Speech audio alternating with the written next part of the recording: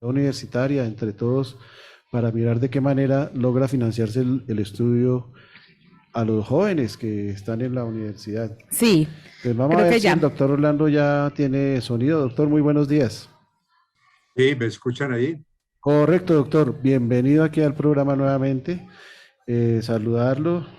Agradecemos su participación aquí en el programa. Sabemos de sus ocupaciones y que nos dedique un espacio es muy importante para nosotros.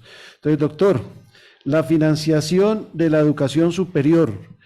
A este respecto, pues sabemos que todo lo que dije anteriormente, estamos pendientes de eso y queremos saber cómo va esa situación que se está presentando pues con los presupuestos para la educación superior. Sí, buenos días, gracias por la invitación. En primer lugar, es importante señalar eh, la gran importancia que tiene la educación superior en cualquier país. La educación superior tiene grandes impactos en la sociedad, en el terreno social, económico y cultural. Entonces, en ese sentido, los países son llamados desarrollados en gran medida construyeron su fortaleza económica, su dimensión política, su estructura cultural, financiando con recursos públicos la educación superior, que fue en muchos de estos países gratuita o altamente subsidiada. Sin embargo, alrededor de los años 1960, en esa década, debido a que la cobertura empezó a crecer de manera muy significativa, algunos países empezaron a colocar algunas restricciones para la financiación pública. En ese sentido, entonces, se exigió a las universidades lo que llama rendición de cuentas, con el propósito de otorgarles un presupuesto que podía ser igual o mayor o menor que el inmediatamente anterior. Luego ya con la ola neoliberal de los años 80 del siglo pasado, entonces estas medidas se extremaron, lo que condujo a que cada vez en muchos países, no en todos ellos, se disminuyera significativamente la financiación pública y se desplazara esa responsabilidad hacia las familias o los estudiantes. Sin embargo, pues varios países desarrollados permanecieron con educación superior prácticamente pública con su financiación y gratuita o altamente subsidiada. Entonces, este hecho de descargar la responsabilidad de la financiación de la educación superior en las familias y en los estudiantes, en el caso de Colombia, pues tiene un impacto muy significativo.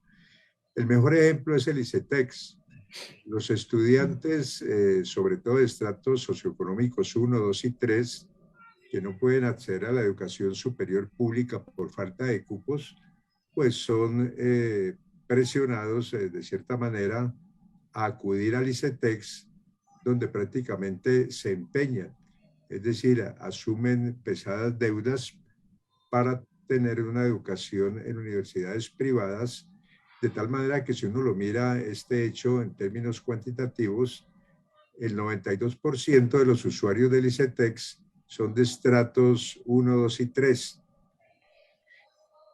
Recursos del ICETEX asociados a sus préstamos, alrededor del 92% van a las instituciones de educación superior privadas. Mm. No obstante, pues hay que reconocer que el ICETEX tiene algunos préstamos de carácter condonable, es decir, que no se cobran en la medida que el estudiante tenga éxito, es decir, se gradúe. Sin embargo, si uno mira el presupuesto del ICETEX, más del 50% eh, corresponde a créditos que se tienen que pagar, que son reembolsables, es el término que se utiliza en el ámbito contable. Esto conduce a que asumen al final deudas de 200 millones, inclusive en algunos casos más de 300 millones de pesos que deben pagar al ICETEX.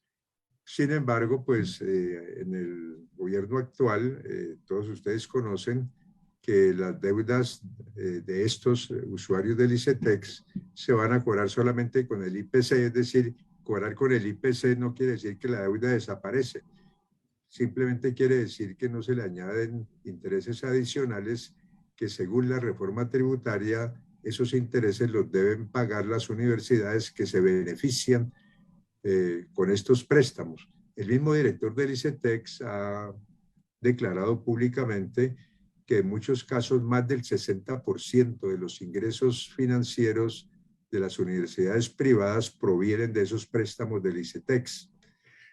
O sea que, de todas maneras, la propuesta del actual gobierno de crear 500.000 nuevos cupos en universidades específicamente, pues es una iniciativa que uno llamaría muy apropiada, muy buena, en términos de dar oportunidad a más jóvenes de estratos socioeconómicos más vulnerables de acceder a la educación superior.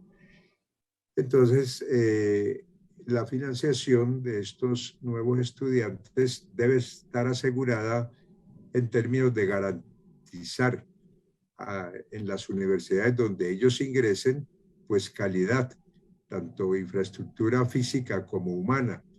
Sí. Entonces es un aspecto pues preocupante en el sentido de que el gobierno pues tendría que asegurar esos recursos. Ahora, si nosotros vemos el presupuesto de este año 2023 para la educación superior, entonces, de forma particular para las universidades, vemos que hay unos recursos que son ligeramente mayores a los de los 4 años anteriores, pero no son significativos, ¿no? Con el movimiento de 2018, los estudiantes lograron recursos adicionales más o menos alrededor de 1.2 billones anuales con relación a lo que se venía percibiendo con base en la ley 30. Y este año 2023 el Congreso aprobó 361 billones, o sea, un poquitico más, pero pues muy cercano a la cifra que se venía percibiendo como adicional en los 4 años anteriores. Sí, Orlando. Entonces, esto sugiere que pues la educación superior continuaría teniendo un gran déficit debido a que solamente el sistema de universidades estatales, conocido como SUBE, ha mostrado de manera reiterada en el último año que su déficit acumulado tanto en funcionamiento como en inversión asciende alrededor de los 18 billones de pesos. Orlando. O sea, por eso, sí, cómo no. Doctor, un minutico para cerrar, por favor. El tema muy importante porque pues esto se ha venido peleando desde hace rato. Doctor, siga. Sí, sí, entonces, para concluir, señalaría que este déficit de 18 billones debe saldarse y en esa dirección, en el Congreso, está la propuesta de la reforma de los artículos 86 y 87 de la Ley 30 para asegurar por la vía de ley que el presupuesto de las universidades corresponda con los gastos reales que ellas tienen y además se solicita que aquellas universidades con mayor déficit reciban unos recursos crecientes para cerrar lo que se denomina la brecha. Con lo cual estamos de acuerdo, perdón, que esa brecha se debe cerrar en el sentido de que esos recursos aseguren que todas ellas puedan tener unos mínimos de calidad. Y a partir de esos mínimos, pues desde luego que todas las universidades no son iguales, tienen desarrollos académicos, científicos, investigativos diferentes. En ningún país las universidades son iguales. Ahí cada una tiene su propia personalidad, digamos así. Unos estudiantes o egresados tienen más empleabilidad que otros.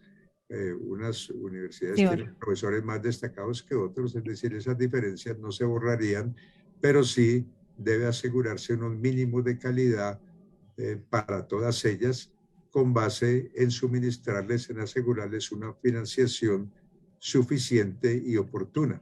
sí, Orlando.